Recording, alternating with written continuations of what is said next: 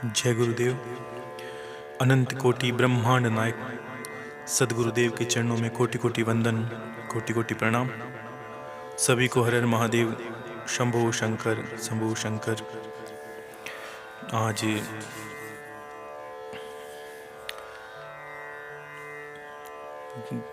सभी के कहना बीच बीच में बहुत हुआ कि भगवान कृष्ण और राधा जी के बारे में, गुरुदेव की भक्ति के बारे में कहें कुछ बात। भक्ति तो वैसे सब लोग करते ही हैं, और देखिए परमात्मा सब एक ही है। मूल में तो प्रकृति जो है वो ईश्वरी शक्ति है, और जो परमात्मा है दो ही, जैसे विष्णु लक्ष्मी, ब्रह्मा सरस्वती, शिव शक्ति, कृष्ण राधा, ये मूल प्रकृति का स्वरूप है। मैंने बताना दो तत्व है, शिव और शक्ति। वैसे ही हर पुराणों में अलग अलग बात आई, क्योंकि अगर पुराण ये कह दे कि ये बड़ा है ये छोटा है तो भक्ति का प्रारूप खत्म हो जाए, इंसान की मति अपने इष्ट से भटक जाती है। तो क्या होता है कि जब तत्व से जानते हैं वो तो इंसान ये जान लेते हैं कि भाई हाँ, वही जो सरस्वती है वही लक्ष्मी है, और जो लक्ष्मी है वही पार्वती है, और जो पार्वती है वही गायत्री है, या जो भी शक्ति को नाम लेते हैं। अलग अलग समय में अलग अलग पुराणों में वर्णन है, क्योंकि पुराण हर उस स्तर को देख के लिखा गया है देव ऋषियों के। कोई शिव का भक्त है तो उसकी भक्ति कभी खंडित ना हो, इसलिए शिव की भक्ति का प्रारूप पूर्ण बताया है। विष्णु का विष्णु के अनुरूप है, ब्रह्मा का ब्रह्मा के अनुरूप है। वैसे ही पुराणों में वर्णन है। पुराण वास्तविक धरोहर है हमारे ज्ञान की, ताकि जो इष्ट को मानने वाले हैं वो अपने इष्ट को अच्छे तरह जाने, पूजा करने की विधि को जाने, उसको समर्पित हों, क्योंकि जो आपके इष्ट हैं उसका गुणगान सुनना सबको अच्छा लगता है, ठीक है ना। तो भगवान कृष्ण राधा जी के बारे में जितना गुरुदेव का दिया हुआ मस्तिष्क में मेरा ज्ञान है, भगवान की कृपा से, वो मैं आपको बताऊंगा। बाकी सुने आप। और भक्ति तो हम रखना ही है, जिसकी श्रद्धा जिसमें हो भक्ति करें। अंत में मार्ग एक ही जगह जाता है, ध्यान रखना। एक ईश्वर, एक परमात्मा, जो शक्ति, जो शिव, जो भी मानते हो आप, एक चौराहा पर है, उस पर हजारों मार्ग आते हैं। चाहे वो भक्ति का लीजिए, चाहे कर्म योग का लीजिए, चाहे ज्ञान योग का ले लीजिए, किसी भी क्रिया का अंतोगत्वा ईश्वर की शरण लेनी है, ठीक है। तो भगवान कृष्ण को मैं एक सुंदर से दोहे से शुरू करूं, सुने आप।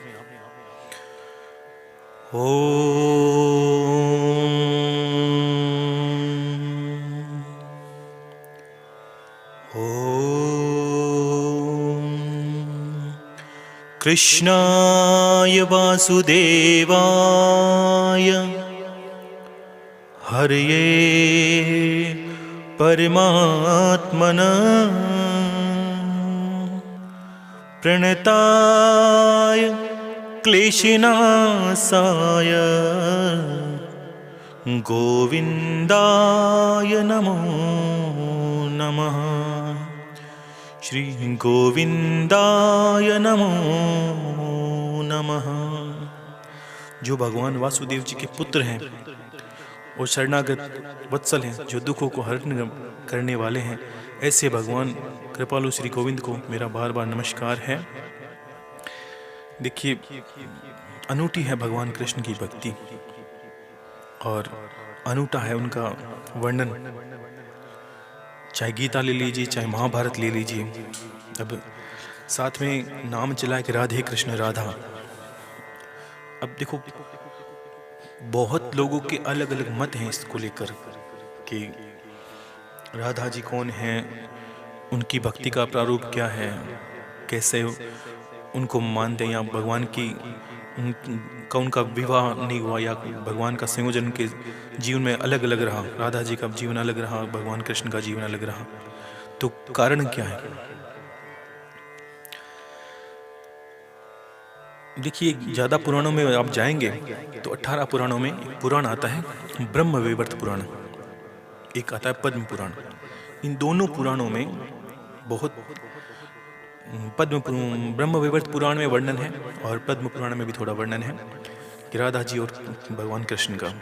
तो आप भी देखिए ब्रह्म वैवर्त पुराण कहता है कि एक लोक है जैसे ब्रह्मा जी से ब्रह्मलोक है, विष्णु जी से वैकुंठ लोक है, भगवान शंकर से शिवलोक है। तो ये इतने ही नहीं, बहुत लोक हैं। अब स्वर्ग लोक भी लोक है, नरक लोक भी लोक है, वैसे ही हर तरह का एक लोक है। तो वैसे ही हर लोक का एक अधिष्ठाता देवता है। तो वैसे ही भगवान कृष्ण और राधा जी का एक लोक है जिसका नाम है गोलोक। ये बैकुंठ लोक से कम ब्रह्मवेद पुराण कहता है कि 50 करोड़ योजन ऊपर स्थित है और 3 करोड़ में इसका फैलाव है, 3 करोड़ योजन में। और ब्रह्मांड से बाहर तीनों लोकों में ऊपर ब्रह्म ज्योति विराजमान है। यानी ये जो ब्रह्मांड पर तीनों लोकों पर एक ऊर्जा में या ओजस तेजस या एक प्रकाश सा बनता है, उस गोलोक का है। नाम ही गोलोक है, यानी गौ माता से संबंधित है। जहाँ भगवान कृष्ण का जीवन गोपाल की भांति रहा तो आप समझ लीजिए गोलोक है।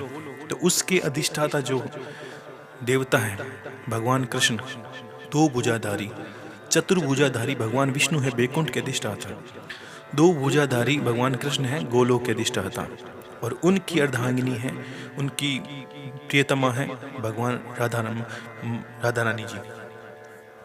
और उनके वाम भाग में शिवलोक है और दूसरे भाग में बैकुंठ लोक है, और उनके बीच में ऊपर की ओर स्थित है गोलोक।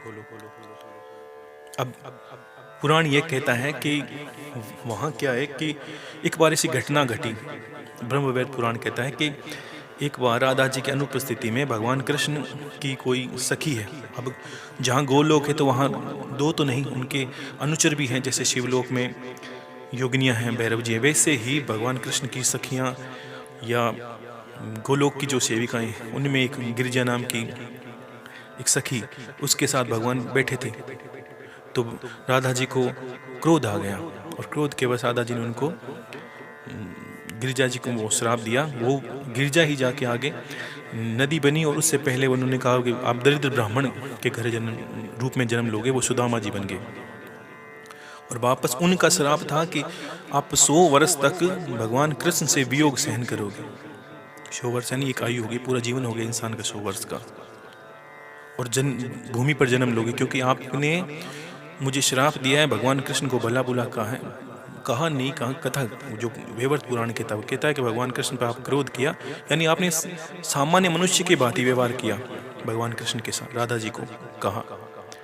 तो मैं चाहता हूँ कि आप मनुष्य रोनी में आप जन्म लें और भगवान का प्रेम और विवाह विरह सहन करें, प्रेम भी करें और भगवान से विरह भी सहन करें, और 100 वर्ष का। तो वही राधा जी वृंदावन में जो वर्षाना में वृषभानु जी उनके पिता का नाम है और कीर्ति उनकी माता का नाम है। उनके घर में जन्म हुआ राधा जी का। और राधा जी का जन्म भी बड़ा दिव्य था कि 11-12 महीने वो गर्भ में रही, लेकिन राधा जी गर्भ में थी नहीं। कीर्ति जी के गर्भ में हवा का गुब्बारा बना, ठीक है ना, अंदर कोई बालक नहीं था, भ्रूण नहीं था, बस एक गुब्बारा सा लग रहा था जैसे महिला गर्भवती है। 11 महीने के बाद जो गुब्बारा, जब जो प्रसव का समय था, उस वक्त हवा का गुब्बारा बाहर निकला, तो उसी वक्त राधा जी प्रकट हुई थी उस गुब्बारा का स्वरूप, लेकिन गर्भ में नहीं थी वो। तो अयोनिजा भी नाम राधा जी का नाम आता है, बहुत नामों में नाम आता है अयोनिजा, यानी जो योनि से निर्मित नहीं है, यानी जिसका जन्म योनि से नहीं हुआ है, ऐसा करके राधा जी का वर्णन आता है। और जब इन दोनों का मिलन, राधा जी भगवान कृष्ण से 11 महीने बड़ी भी थी, क्योंकि कोई ना कोई कारण तो बनता है, तो कि वो श्राप है वो लगे और वियोग में है, जबकि उस वक्त शादी हो सकती थी, लेकिन राधा जी 11 महीने बड़ी थी। इसी कारण, पहला कारण यही बना कि उनकी शादी नहीं हो, और भगवान कृष्ण से पहले राधा जी की शादी हो गई थी। विवाह उनका पहले कोई रायण नाम का था वहीं पे, जो जिसको बोलते हैं वहाँ गोकुल गवासी, वो भी यदुवंश में ही था। ये यदुवंश, ये सब भगवान कृष्ण के। और इनके जो कुल गुरु हैं गर्ग ऋषि, अपने गर्ग संहिता में भी भगवान कृष्ण के बारे में, राधा जी के बारे में गर्ग ऋषि ने कुछ लिखा है। वैसे ही करके बहुत कम चीज़ों में वर्णन आता है इनका। महाभारत में नहीं आएगा, पूरी गीता में नहीं आएगा, बहुत जगह नहीं आएगा, लेकिन कुछ कुछ जगहों पर ये वर्णन मिलता हमें। अब पहला कारण तो ये बन गया कि 11 महीने वो बड़ी थी और भगवान कृष्ण ने विवाह का आग्रह, अब जो कथाएं कहती है, किया था, लेकिन राधा जी का विवाह पहले, आप मान लीजिए कि पहले संपन्न हो गया, तो भगवान खुद ही 11 महीने के 11 मास के थे तब भगवान ने जो वृंदावन को, गोकुल को छोड़ दिया था और मथुरा चले गए थे कंस के वध के समय। और जो जिनका विवाह, राधा जी का विवाह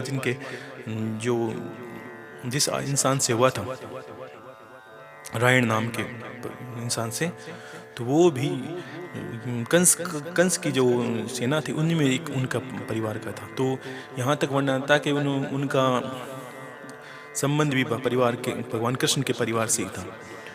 तो वैसे करके उनका विवाह हुआ। अब विवाह में दो रूप आते हैं कि अब राधा जी एक दिव्य स्त्री है और जगदम्बा का स्वरूप है मान लीजिए, तो एक रायण जो था वो भी भगवान, कथाएं ये कहती है, वेवट पुराण कहता है कि वो भी भगवान का ही अंश था।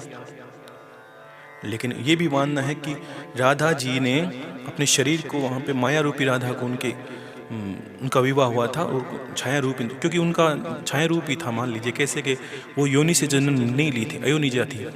तो आप ये दिमाग से हटा दीजिए कि राधा जी का विवाह रायण से हुआ था, लेकिन वो माया रूप में थी तो वो तो वहाँ से चली गई थी। और भक्ति का प्रारूप है राधा जी का, वो भगवान को प्रेम करती है, भगवान उनसे प्रेम करते हैं, क्योंकि एक तो सामान्य प्रेम होता जो हम करते हैं स्त्री पुरुष या कोई सामान्य, और एक दिव्य प्रेम है जब भगवान शिव का, शक्ति का। जब माता पार्वती को देख लीजिए आप, माता पार्वती एक मनुष्य योनि में है, पर्वतराज हिमालय की पुत्री है और भगवान शिव को प्राप्त किया। वैसे ही भक्ति बढ़ती है और अलग अलग स्वरूप में शक्तियों का जन्म होता है। किसी रूप, आपने देखा मीरा जी भगवान को बचपन से ही, यहाँ तक कुछ किताबें, कुछ पुस्तकें, कुछ ऋषि संत ये कहते हैं कि मीरा जी ही राधा जी थी। क्यों? क्या वर्णन है, उन्होंने बचपन से ही भगवान शिव, वो भगवान कृष्ण को अपना पति मान लिया और वो बचपन से ही उनके विराग में हो गई। और उनका विवाह तो हो गया था, फिर भी उन्होंने अपने मन मस्तिष्क में शरीर से ऊपर उठने की कामना होती है, ऊपर उठ के भगवान को अपना अर्धांग मान लिया, अपना पति मान लिया, अपना सर्वस्व मान लिया। तो ऐसा वर्णन राधा जी का है और भगवान की परम प्रिया, क्योंकि अब गोलोक की अधिष्ठात्री वही है राधा जी, ठीक है।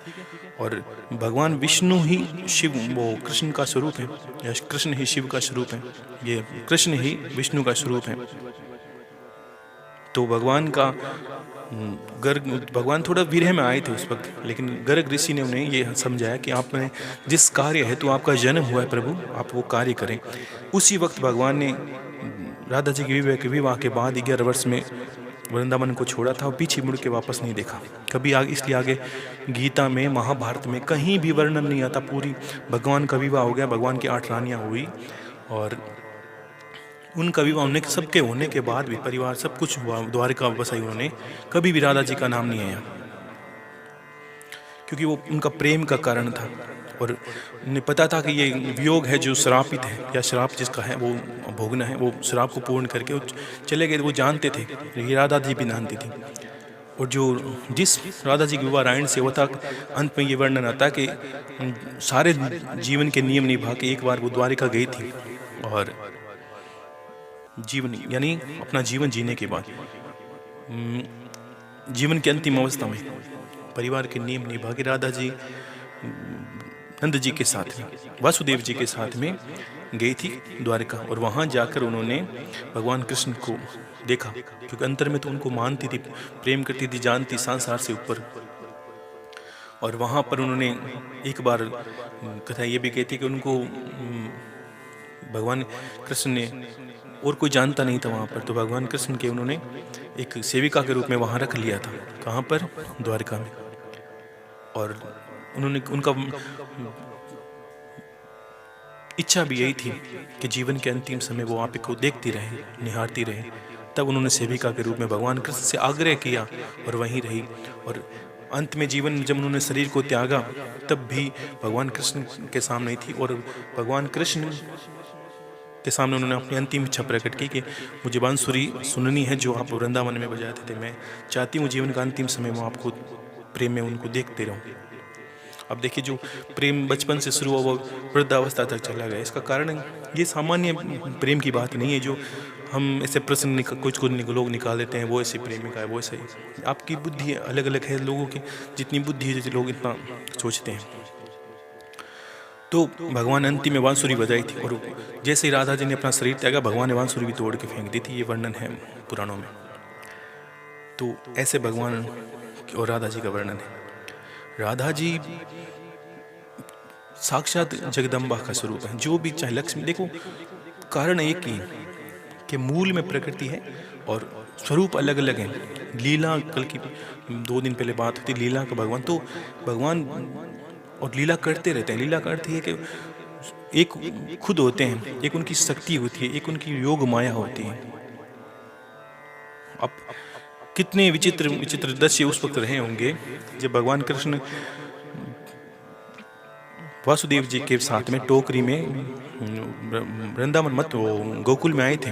भगवान को जन्म के समय लेके आए थे, तब वापस एक जिस कन्या को लेके गए थे वो भी जगदम्बा थी और साक्षात बिजली का स्वरूप, और भगवान कृष्ण वो के जन्म स्थल पर वापस ले गए और कहा कि भाई भगवान कृष्ण का नहीं, किसी लड़के का नहीं, 8वीं संतान लड़की का जन्म हुआ। और वो लड़की को कंस जब मारने लगा वही गायब होकर बिजली बन गई और जगदम्बा का स्वरूप ले लिया। तो ये दृश्य घटते रहते हैं। उस समय जो समय है वो और इसमें बहुत फर्क है दोनों में। तो हमारी मति में ये बहुत चीज़ें आती नहीं हैं, हम ये तत्व से बहुत चीज़ों को जान नहीं पाते। तो इसलिए हमारी क्या होता है कि बहुत लोगों में से वर्णन आता है, लोग किसी दृष्टि से देखने लगते हैं उनकी प्रेम कहानी को। ये कोई आपको कोई सामान्य रास लीला तो लगी नहीं, तो ये ऐसा वर्णन है, पीछे से वर्णन है, वो निभाना पड़ता है। भगवान राम को जो श्राप था, देखो श्राप लगते हैं, भक्त के नारद जी का श्राप लगा था, तो वैसे ही भगवान को जीवन में श्राप लगते हैं। उनको अपना श्राप तो एक बहाना है, उन्हें तो बस किसी निमित्त पृथ्वी पर आना होता है और अपना कार्य करना होता है। तो वैसे ही जैसे लक्ष्मी नारायण शिव शक्ति, वैसे ही भगवान कृष्ण से पहले राधा कृष्ण, राधे कृष्ण नाम आता है। और ऐसा वर्णन है राधा जी का। और आह्लादनी शक्ति में कल परसों बात हुई थी, उसमें कहा था भगवान राधा जी का ध्येय यही था कि पूरा जगत उन्हें कृष्ण के प्रियसी के रूप में और कृष्ण की खुद की जो प्रेमिका के रूप और प्रियतमा के रूप में देखे। भगवान गणेश से उन्होंने प्रार्थना की थी, तो भगवान गणेश ने उन्हें वरदान यही दिया था। अब विवाह हुआ नहीं हुआ, फिर भी आज हम राधा कृष्ण कहते हैं, क्योंकि भगवान कृष्ण को ये नाम परम प्रिय है। शास्त्र ये कहते हैं कि हर नाम से ज़्यादा गुणी नाम राधा नाम है। अब उनकी भक्ति करते हैं आप राधा जी की, तो उनका नाम दूसरे नामों से 1000 गुना अच्छा है। अगर भक्ति करते हैं तो नाम सारे अच्छे हैं, क्योंकि एक सत्संग में बहुत अच्छी बात कही थी, मैं उस कड़ी को फिर दोहराऊंगा कि मूल में प्रकृति को जाने, राधा है उसी को आप लक्ष्मी जाने, उसी को सरस्वती जाने, उसी को पार्वती जाने, तब जाके आपकी भक्ति सफल हो गई। जैसे भगवान हनुमान जी को आपने देखा, बस पूरा संसार राम सीता में समाहित है, उसके अलावा कुछ है ही नहीं। तो वैसे ही अगर उनकी भक्ति करते हैं तो ये मन सोचे कि पार्वती जी बड़ी हैं कि लक्ष्मी छोटी, ये बात नहीं करें। उनकी भक्ति ही वही फल देगी।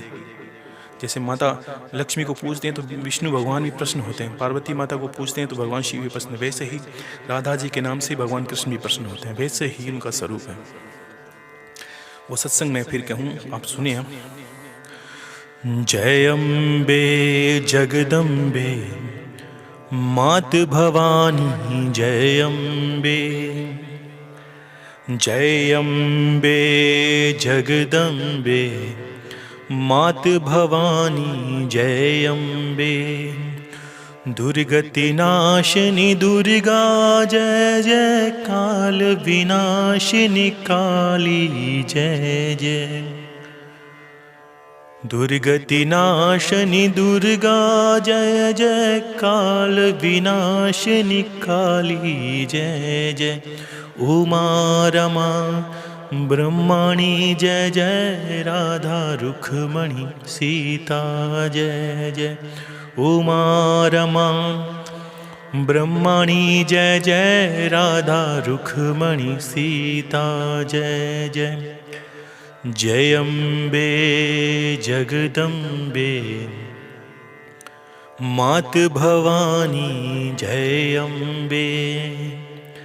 दुर्गति नाशिनी दुर्गा जय जय, काल विनाशिनी काली जय जय। दुर्गति नाशिनी दुर्गा जय जय, काल विनाशिनी काली जय जय। उमा रमा ब्रह्मणि जय जय, राधा रुक्मणी सीता जय जय। उमा रमा ब्रह्मणि जय जय, राधा रुक्मणी सीता जय जय। जय अम्बे जगदम्बे मात भवानी जय अम्बे। जय अम्बे जगदम्बे मात भवानी जय अम्बे। कहने का अर्थ है कि सभी देवियां एक ही हैं, एक ही स्वरूप है, नाना प्रकार की नहीं है। अगर एक गुरु के अनुरूप में अगर मैं कहूँ तो मैं तो इतना ही कहूँगा संसार में शिव शक्ति है, लेकिन ये मेरे इष्ट मेरे आराध्य की बात है। लेकिन आपका कहना है मैंने सभी विषय छोटे छोटे क्यों लिए। कभी कभी क्या होता है कि मान लीजिए आपका ध्यान माता लक्ष्मी की तरफ है या आपका ध्यान माता सीता की तरफ है, तो मन में जीवन भर आपके ये संशय रहेगा, मेरा प्रेम तो बस सीता माता की तरफ है, लेकिन मैं पार्वती माता को गुरुदेव के कहने से पूज रहा हूँ, तो कैसे रहेगा, तो कैसे रहेगा। भगवान शिव मेरा आराध्य हैं, भगवान विष्णु को मैं पूज रहा हूँ, गुरुदेव के कहने से मैं कैसा रहूँगा। देखो, जो गुरु का कर्तव्य है कि द्वैत से निकाल के अद्वैत तक ले जाना। अर्थ क्या है? द्वैत क्या है? ये जो आपको सारा बता रहा हूँ वो सारा का सारा द्वैत है, जिसमें 4 वेद, 18 पुराण, 108 उपनिषद, ये सब के सब कर्म कांड, पूजा, जितने भी आप क्रिया आज तक मैंने बताई है या आपने जो किया है, ये सब कुछ द्वैत है, यानी 2, अद्वैत एक ही हो जाना। लेकिन बताने का कारण ये है कि आप किसी को भी मानो, बस उसको ये सोचो संसार में सिर्फ ये ही यह है, एक गुरु, दूसरा मेरा इष्ट, अन्यथा कोई दूसरा है ही नहीं। इसी के स्वरूप है। कोई बचपन में ऐसी होती है, कोई बड़ी हो के ऐसी होती है, बस इसका स्वरूप समझिए। जैसे नव दुर्गा, कोई कुछ भी कहे, लेकिन अंतर में आपको पूर्ण गहराई से पता है ये कौन है, कि माता शक्ति। 10 महाविद्या पता है, 10 माता शक्ति का प्रारूप है। सीता, लक्ष्मी, सरस्वती, मूल प्रकृति एक ही है। ये तो भगवान की लीला है, वो खुद लीला का अर्थ बताया था। वो अब दुनिया को लोग अभी तक भागवत कथाएं कहते हैं, आपने सुना नहीं, ये थोड़ा विचित्र लगता है मुझे, और रोते हैं जोर जोर से। भगवान कृष्ण राधा जी का वीर सहन नहीं कर पाए, चले गए, तो उन्होंने तो कहीं वर्णन नहीं किया। भगवान कृष्ण ने कोई वर्णन आया है तो मुझे बताएं कि भगवान कृष्ण शोक में चले गए, दुख में चले गए। हाँ, उन्हें और राधा जी को पता था कि उन्हें 100 वर्ष का वियोग सहन करना है, तो अंतर में दुखी थे लोग। तो ये तो लोगों का विषय तो है नहीं कि आप उनको रुला रुला के लोगों को रुलाना शुरू कर दें, भगवान के ज्ञान की बात को भूल जाते हैं और रोना शुरू कर देते हैं। अन्यथा कोई किसी इससे कोई भक्ति साबित नहीं। आप किसी के चरणों में जाके बार बार रोएंगे, इसकी कोई आपकी भक्ति साबित नहीं होती। ये तो बस लोगों के कुछ चलाने के कारण है। एक निम्न रेखा से शुरू होते हैं और क्या होता है कि समाज से ऊपर उठकर आज एक कथावाचकों की भीड़ सी हो गई है चारों तरफ। इतनी भीड़ हो गई है कि कथाएं वाचक बेचने वाले शुरू में कहते हैं ये सही कि भाई एक बार भागवत पुराण सुन लिया आपने। भागवत पुराण में वर्णन नहीं आता और बहुत कम पुराणों में वर्णन था, लेकिन उन्होंने पूरी की पूरी रास लीला कोई 7 दिन जो कब सप्ताह है भागवत, 7 दिनों में सिर्फ रास लीला करते हैं ना। उनमें गीता का कोई ज्ञान है क्योंकि खुद को भी ज्ञान नहीं है, और ना उन्हें पता है कि किस तरह का वर्णन किस तरह किया जाता है, कैसे लोगों के सामने कैसा वर्णन किया, समाज को किस तरह ऊपर उठाया जाए। भक्ति विषय है, लेकिन भक्ति इस तरह नहीं है कि भगवान कृष्ण राधा जी के वियोग में रो रहे हैं, राधा जी कृष्ण के वियोग में रो रही है, क्योंकि आपने उनको भी सांसारिक समझ लिया, उनको भी आपने ये जान लिया कि बस उनको भी यही पीड़ा है, उनको भी भगवान राम ने सीता जी को खो दिया वनवास में, तो वही पीड़ित हैं, वही रो रहे हैं, आपकी दृष्टि में रो रहे हैं। क्योंकि इंसान की जितनी बुद्धि होती है उतना ही वर्णन वो या इतना ही विश्लेषण कर पाता है कोई चीज़ का। भगवान के चरित्र को बचपन में खेलते हैं, झूठ बोलते हैं, ये आपका कार्य नहीं है। भगवान लीलाएं करते हैं, ये आपका कार्य नहीं है। भगवान का जीवन वहां से देखना होता है जब गर्ग ऋषि ने उन्हें बोल दिया कि भगवान जिसके लिए कार्य लेके आए हो वो करो, तो उन्होंने, आप मान लीजिए उनके गुरु संदीप ऋषि थे, वहाँ से फिर बाद में कहीं बांसुरी का वर्णन नहीं है यहाँ कि उन्होंने बांसुरी बजाई, कि उन्होंने रास रचाई, कि एक हर जीवन होता है। आज आप हो, आपके बचपन का एक जीवन है, खेलना कूदना, हंसी मजाक करना, झूठ बोलना, लड़ाई झगड़ना, ये क्या है? ये सीखने की चीज़ नहीं होती है।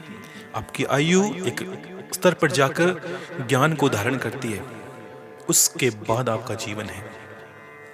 भगवान राम का जीवन क्या है? जब उनका वनवास शुरू हुआ, उससे पहले उनके जीवन से आपका कुछ लेना देना नहीं है, क्योंकि गुरु का ज्ञान जब जीवन में मिला तब उनके जीवन सीखने की कला मिलती है कि कैसे उन्होंने मर्यादाओं को धारण किया, कैसे उन्होंने राक्षस को अंत किया। तो वैसे ही भगवान कृष्ण से तो वर्णन नहीं है। भगवान राम ने कहा कुछ नहीं, भगवान राम ने जो किया है वो इंसान को करना होता है। किया क्या है? तो उन्होंने मर्यादाओं का पालन किया, वो आपको जीवन में उतारना। ये भगवान राम के जीवन से सीखने की कला मिलती है। भगवान कृष्ण के जीवन में ये कला मिलती है कि उन्होंने जो किया है वो आपको नहीं करना, उन्होंने जो कहा है वो आपको करना है। वो क्या कहा है? वो आपको गीता कही है, महाभारत को आपके सामने रच के बताया कि किस तरह इंसान को विपरीत परिस्थितियों में या सत्य का साथ नहीं छोड़ना चाहिए, धीरज रखनी चाहिए। ये मत करना। आप ये बताओगे कथाओं में तो कथा चलेगी नहीं। कथा चलाने के लिए आपको रोना पड़ता है, बार बार एक प्रेम के प्रसंग को बीच बीच में डाल के। इसीलिए क्या होता है कि निम्न स्तर से कथावाचक शुरू होते हैं, आज एक बड़े बड़े महलों में चले जाते हैं, क्योंकि एक मंच के पीछे भी एक लेना देना होता है। कुपात्र का बात मैंने बहुत पहले कही थी कि बाद में पता चलता है कि एक कथा का इतना रुपए, करोड़ों रुपए लगते हैं। लोग सोचते हैं एक कथा करवा ली, अब हमारा तो कल्याण है। ध्यान रखना, कोई भी दुनिया की सारी पुस्तकें आपके ऊपर डाल दी जाए, यहाँ तक कि आपकी मृत्यु के उपरांत, मृत्यु के दौरान आपके सारे जहाँ लकड़ियाँ, वहाँ जहाँ पुराण लगा दिए या धार्मिक पुस्तकों से आपको जला दिया जाए, तो भी आपका कल्याण नहीं होगा, क्योंकि जब तक आप भगवान के यथार्थ ज्ञान को जीवन में उतार नहीं लेते। इसमें रोने का वर्णन कहाँ है कि आप रोएं? कोई बड़े बड़े संतों से मिलिए, बड़े बड़े और ज्यादा ऋषियों से मिलिए, दुनिया में घूमिए। जिनको प्रीत है वो बात अलग है, ये कथाओं में कहते हैं वो गलत है। आप प्रीत के बस गुरु के प्रीत में रोते हो या कोई इष्ट की प्रीत में रोते हो वो बात अलग है। राधा जी की भक्ति करते हो, आपके एकांत में आपको देवी के दर्शन की कामना है, रो रहे हैं, प्रेम है, वो बात अलग है। लेकिन ये कथा के अंदर ही बीच में ये हो गया, ये हो गया, ये गलत है। तो ये तो एक दो तरह की लूट होती है, इनमें से एक लूट ये भी शामिल है।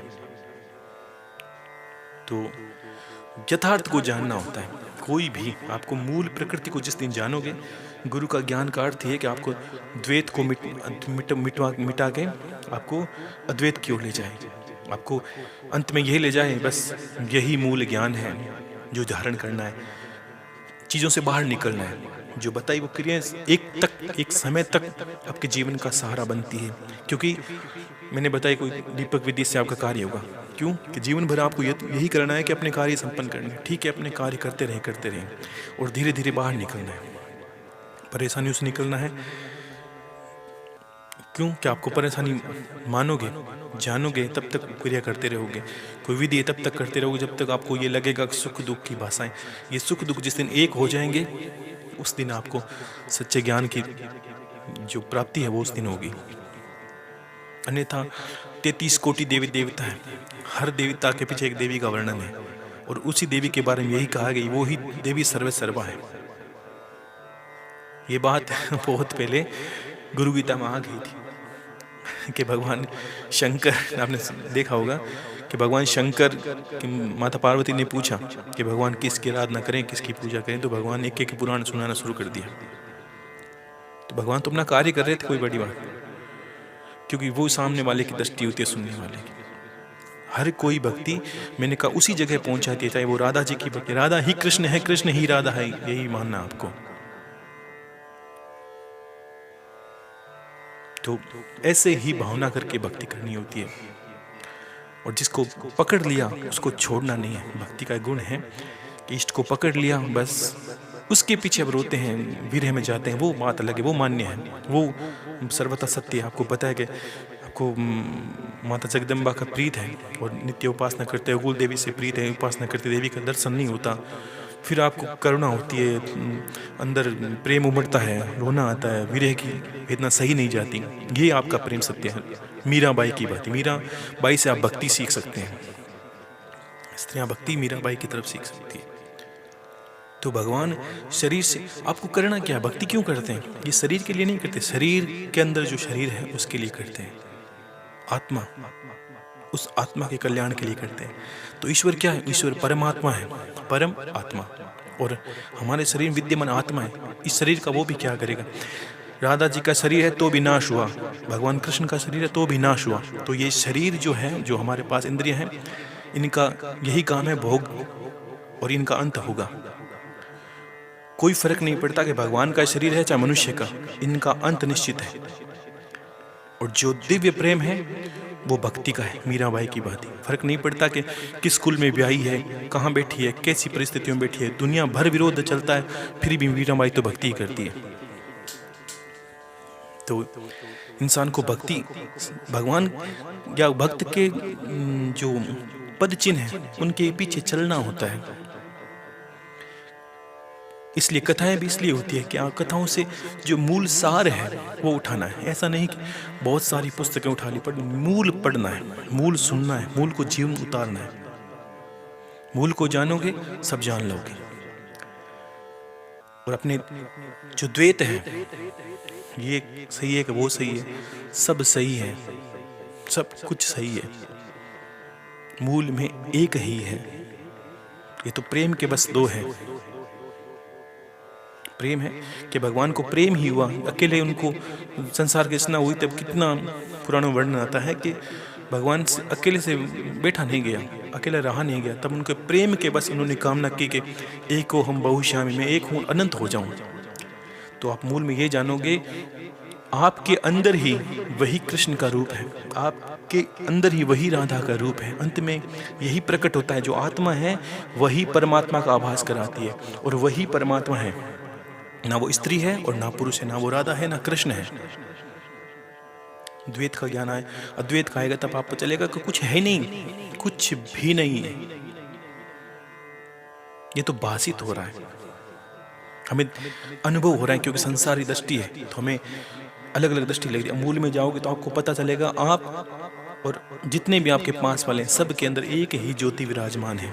बस कुछ स्वभाव, जीने खाने पीने से, रहने से आपके अलग अलग हो गए, बुद्धि से आपके अलग हो गए, लेकिन जो मूल है, यानी आपके अंदर क्या मूल है, जो आपके शरीर को चलाता है वही सामने वाले के शरीर को चलाता है, वही जीवों के शरीर को चलाता है। यानी मैं ही हूं संसार में, जगत में, बड़े से बड़ा, अनंत से एक परम ज्ञान को प्राप्त संत यही कहेगा, क्या शिवो, मैं ही शिव हूं। तो इसका अर्थ ये नहीं कि वो ये कह रहा है कि उसको घमंड है, अभिमान नहीं है, उन्होंने वहां तक वास्तव में प्राप्त कर ली, लेकिन पहले उसको ये समझना होता है कि वास्तव में कुछ है ही नहीं।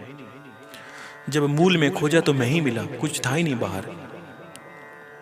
लोग अभी हम ये देखते हैं कुंडली चक्कर के बारे में बहुत वर्णन, मैंने बातें तो काफ़ी कह चुका हूँ, लेकिन वर्णन आता है कि इस चक्कर को भेदेंगे तो ये, आजकल तो स्टोर खुले हैं, उस चक्कर को भेदिए, उस मोती को धारण करिए, वो चक्कर खुल जाएगा। चक्कर कुछ नहीं, ये क्या, ये सारा चक्कर है जो आप उलझाने के लिए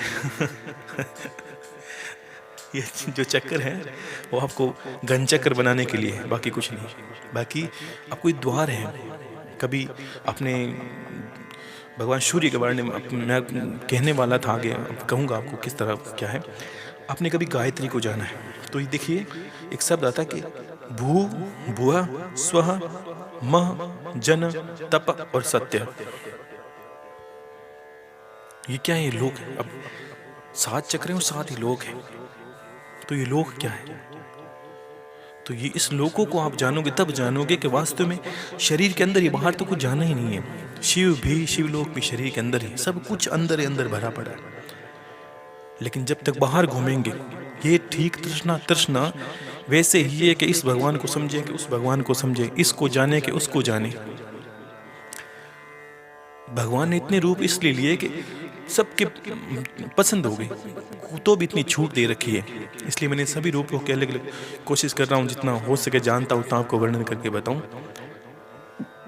ये फर्क नहीं पड़ता, आपको एक पकड़ना है और ये जानना कि यही जो है यही सर्वत्र विराजमान है। तो इस द्वैत को धीरे धीरे जानना जरूरी है। ज्ञान को मैंने कहा ये नहीं करना। शिव को मानने वाले हैं जो आज के बाद कृष्ण के भक्त हो गए, कृष्ण को मानने वाले, ये आपको यही सोचना है कि प्रारब्ध में शिव ही कृष्ण है, कृष्ण ही शिव है। तो वैसे ही एक की शक्ति को जाना है। आपकी कुल देवी को बड़ा छोटा मान लिया, माता पार्वती को बड़ा मान लिया, तो बुद्धि यहाँ से आपकी खराब होनी शुरू हो जाएगी।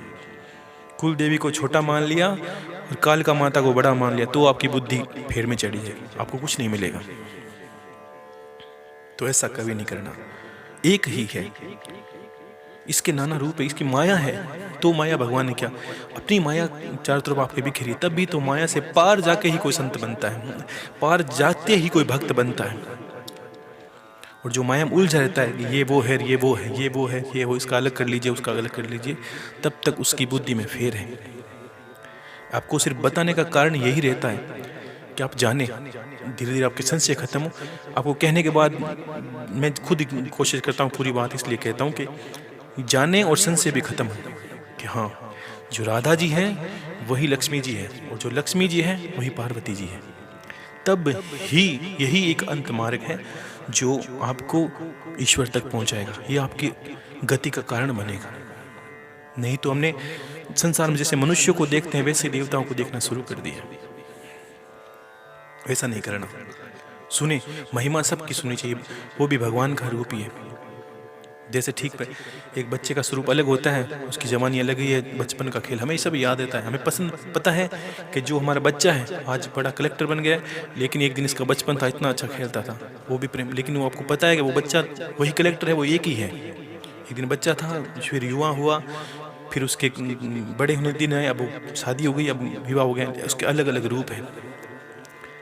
वैसे ही परमात्मा ने सबके अलग अलग रूप उन परमात्मा के पृथ्वी पर कार्य के लिए हजारों देवी देवता, लौकिक देवी देवता अलग है, मूल अवतार अलग हैं, फिर भी हर जगह पे कोई संत, वो संत भी भगवान ही है, जो ईश्वर है। जो भक्त हैं वो भी भगवान, सब कुछ भगवान ही है। बहुमान एक शब्द आपने एक बात की थी, मैंने कहा ईश्वर को वही प्राप्त कर सकता है। सम्मान, बहुमान, सम्मान का अर्थ है कि वो सबका सम्मान। मैं यहाँ दुनिया में थोड़ा फेर पड़ गया है कि जो शिव को मानने बोलते हैं कि बस विष्णु जी शिव जी की तरफ नहीं है, शंकर भगवान तो महादेव है, सबसे बड़े हैं। जिस वक्त ये शब्द वो बोलता है उसी वक्त महादेव की भक्ति भी वो खो देता है।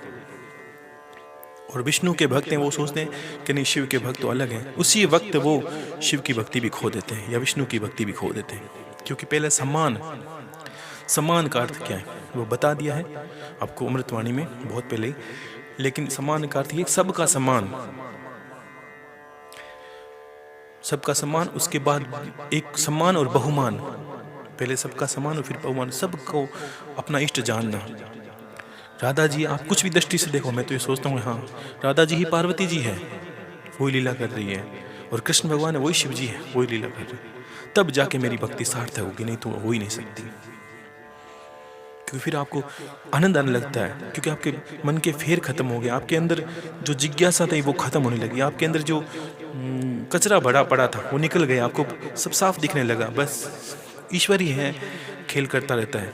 लोगों को सिखाने के लिए। कभी प्रेम की भक्ति सिखाता है, कभी वीर्य की भक्ति सिखाता है, कभी वो युद्ध करके इंसान को जीने की कला बताता है, कभी अत्याचारियों को संहार करके जीवन जीने की कला बताता है। वो हमें सिखाने के लिए करता है सब चीज़ें, बहुत चीज़। लेकिन यहाँ बुद्धि आपको गुरु देता है, ये खुद की बुद्धि काम करती है कि हमें उनके जीवन से सीखना क्या है, ये नहीं। तो ये ध्यान रखना आपको कि किसी भी की भक्ति करो, बस उसके जीवन से जहाँ सीखने की बातें वहाँ से उठाइए। अब लोग राधा जी बन के ही बाजार में घूम रहे हैं, तो ये सोचिए कि वो किस स्तर की भक्ति है।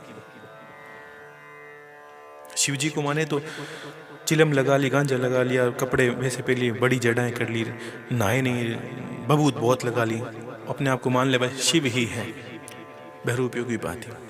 तो ऐसे लोगों से बचना होता है। ये भक्ति नहीं है, ये दिखावा ज़्यादा, नाटकबाजी हो गई।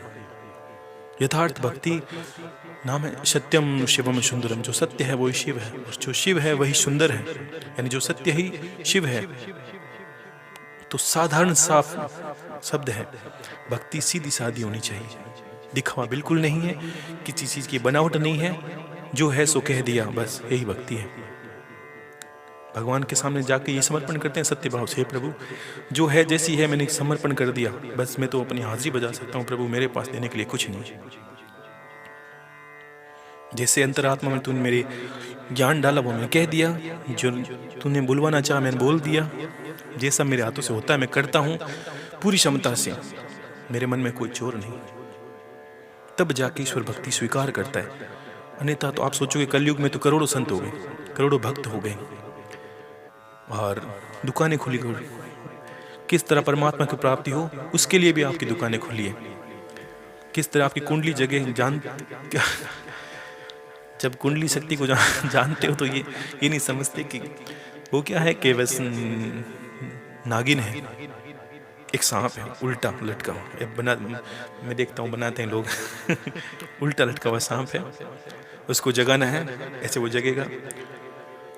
जब बिच्छू का मंत्र मालूम नहीं तो सांप के बिल में हाथ क्यों डालें हम तो शक्ति को समझे। जब भक्ति करते हैं तो आपको पता है कि कोई बड़े बड़े भक्त हो, मीराबाई को पूछेंगे आपकी कुंडली कैसे जगी, तो आप सोचोगे कि उन्होंने कुंडली के पीछे भागे कि भक्ति के पीछे भागे।